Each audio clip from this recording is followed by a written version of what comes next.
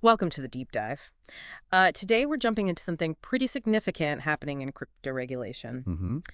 We've got the source text, it's concise, but boy does it pack a punch. Seems South Korea is drawing a line in the sand. Yeah, that's a good way to put it. The message is crystal clear, really. Yeah. Comply with our rules, whatever they turn out to be in full detail, Right. or you're cut off. No access to the South Korean market, no serving South Korean customers. It's quite the ultimatum. Wow. Okay. And the text flags this bigger question, doesn't it? What happens if other countries, other regulators decide to do the same? Exactly. Could this be the start of something that, fundamentally changes how crypto operates?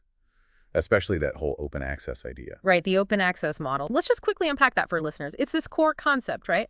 Anyone, anywhere can use it. Transactions don't need permission, like traditional banking. Permissionless, borderless, decentralized, generally speaking. So if a major economy like South Korea says, hold on, you need to follow our specific rules, doesn't that start to sort of chip away at that foundation? It absolutely does. It introduces friction, Mhm. introduces borders in a sense, and think about the potential fragmentation. Fragmentation, how so? Well, imagine if, say, the U.S. has one set of rules, Europe another, South Korea the third, all slightly different, maybe even conflicting. Okay. Crypto companies might have to pick and choose.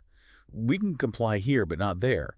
It could limit where services are available. So users in certain countries might just lose access to platforms or services they use now. It's a definite possibility. Or you could see this sort of regulatory arbitrage becoming more common. Ah, where companies just set up shop wherever the rules are lightest. Precisely, which Yeah. might undermine the efforts of regulators trying to impose some order or protections. So it's really not just about South Korea then. It's the precedent, like you said, this comply or be cut off approach. Yeah. It feels like it pushes crypto closer to traditional finance, doesn't it? More regulated, more permissioned. That's the central tension, isn't it? On one hand, regulation can bring legitimacy. It can protect consumers, fight illicit finance, maybe encourage big institutions to get involved.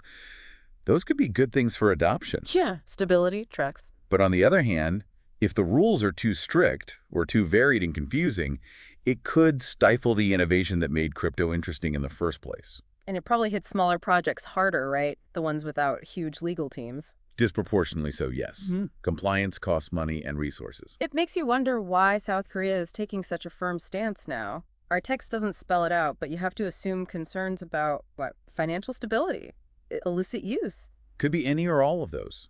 Maybe just asserting sovereign control over activity within their borders. Standard reasons for financial regulation, really. But applied now to crypto with this very direct ultimatum. And that's the interesting part.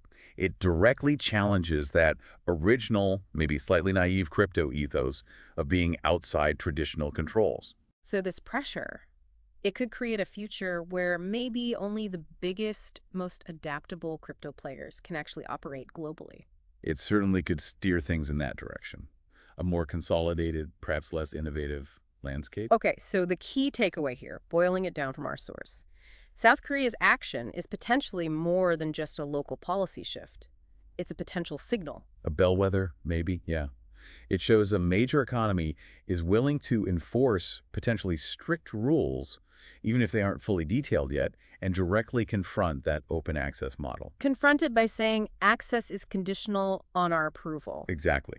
Access is conditional on compliance. The huge unknown then is whether this dominoes. Will other regulators look at this and think, yeah, that's the way? Or will they find other paths, more nuanced approaches, maybe global standards instead of purely national ones? That's what we don't know yet. Right.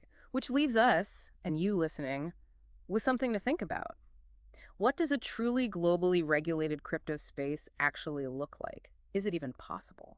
And what are those trade-offs we keep mentioning between the security and control that regulation might bring and that original vision of open, permissionless access? Yeah, what gets lost, what gets gained, and what does the specific line in the sand from South Korea really signify for where digital currencies are heading?